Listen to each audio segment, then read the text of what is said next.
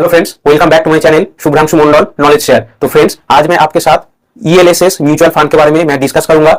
और ये ELSS mutual fund क्या है और इस 2025 में 5 बेस्ट ईएलएसएस म्यूचुअल फंड क्या क्या है उसके बारे में भी मैं डिस्कस करूंगा। तो इसलिए आप इस वीडियो को पूरा एंड तक देखिएगा।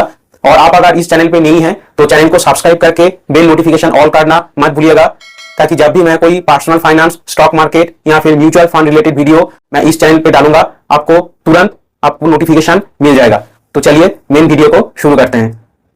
हेलो फ्रेंड्स, आज मैं आपके साथ बेस्ट ईएलएसएस म्यूचुअल फंड्स 2025 के बारे में मैं डिस्कस करूंगा। तो चलिए पहले जान लेते हैं कि ईएलएसएस म्यूचुअल फंड क्या है। What is ELSS mutual fund? ELSS यानी इक्विटी लिंक्ड सेविंग स्कीम एक तरह के म्यूचुअल फंड्स होते हैं जो अपने पैसे इक्विटी में इन्वेस्ट करते हैं और थोड़ा पोर्शन डेब्ट मार्केट में एलोकेट करते हैं। ये टैक्स सेविंग्स म्यूचुअल फंड्स के रूप में कैटेगराइज किया जाते हैं जो इनकम टैक्स एक्ट के सेक्शन 80C के अंदर आते हैं। तो फ्रेंड्स, ये हो गया आपका ईएलएसएस म्यूचुअल फंड।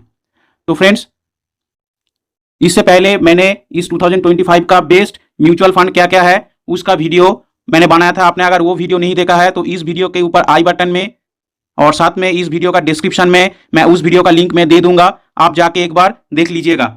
और फ्रेंड्स, वीडियो को डिटेल्स जाने से पहले मैं आपको कहूंगा, ये जो मैंने टॉप 5 ईएलएसएस म्यूचुअल फंड मैंने सिलेक्ट किया है, ये लास्ट 5 ईयर्स जिसका रिटर्न कॉन्सिस्टेंटली अच्छा है वही टॉप 5 फंड को मैंने चूज किया है। यानी जो फंड्स लास्ट 5 ईयर्स से कॉन्सिस्टेंटली अच्छा परफॉर्मेंस कर रहा है, मैं सिर्फ वही टॉप 5 फंड को मैंने इस वीडियो में सिलेक्ट किया है। तो चलिए देखते हैं कि टॉप 5 में कौन सा फंड है। टॉप 5 में जो फंड है उसका नाम है Parag Parikh ELSS tax saver fund direct growth. इसका फंड परफॉर्मेंस देखते हैं। Parag Parikh ELSS tax saver fund ने पिछले 3 साल में 19.34% और पिछले 5 साल में 24.46% का एनुअलाइज्ड रिटर्न दिया है।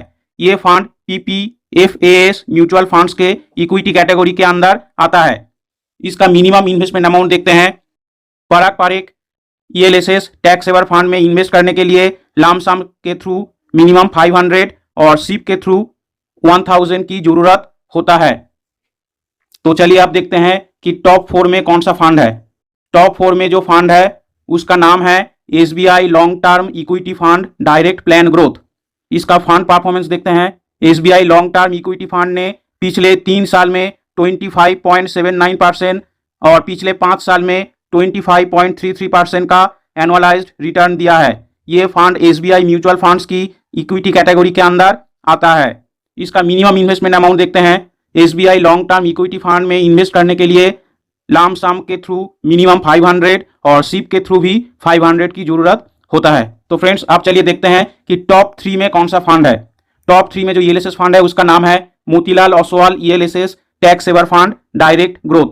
इसका फंड परफॉर्मेंस देखते हैं। Motilal Oswal ELSS tax saver fund ने पिछले 3 साल में 29.99% और पिछले 5 साल में 25.98% का एनुअलाइज्ड रिटर्न दिया है।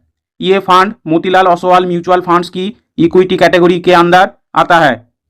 मिनिमम इन्वेस्टमेंट अमाउंट देखते हैं। Motilal Oswal ELSS tax saver fund में इन्वेस्ट करने के लिए लमसम के थ्रू मिनिमम 500 और सिप के थ्रू भी 500 की जरूरत होता है। तो फ्रेंड्स, आप देखते हैं कि टॉप 2 में कौन सा ईएलएसएस फंड है। तो टॉप 2 में जो फंड आ रहा है उसका नाम है bank of India tax advantage direct growth. इसका फंड परफॉर्मेंस देखते हैं। Bank of India tax advantage fund ने पिछले 3 सालों में 24.97% और पिछले 5 सालों में 24.76 का एनुअलाइज्ड रिटर्न दिया है। ये fund BOI AXA mutual funds के इक्विटी कैटेगरी में आता है। इसका मिनिमम इन्वेस्टमेंट अमाउंट देखते हैं। Bank of India tax advantage fund में इन्वेस्ट करने के लिए मिनिमम लमसम अमाउंट 500 है और सिप के लिए भी मिनिमम 500 चाहिए। यानी आप यहाँ पर लमसम यहाँ पर सिप दोनों में ही 500 देकर आप स्टार्ट कर सकते हैं। और फ्रेंड्स, शायद आप बहुत टाइम से वेट कर रहे हैं कि नंबर 1 पे कौन सा ईएलएसएस फंड है वो जानने के लिए। तो आप चलिए देखते हैं कि नंबर 1 पे कौन सा ईएलएसएस म्यूचुअल फंड है। तो नंबर 1 पे जो ईएलएसएस म्यूचुअल फंड है उसका नाम है Quant ELSS tax saver fund direct growth. तो चलिए इसका फंड परफॉर्मेंस देखते हैं।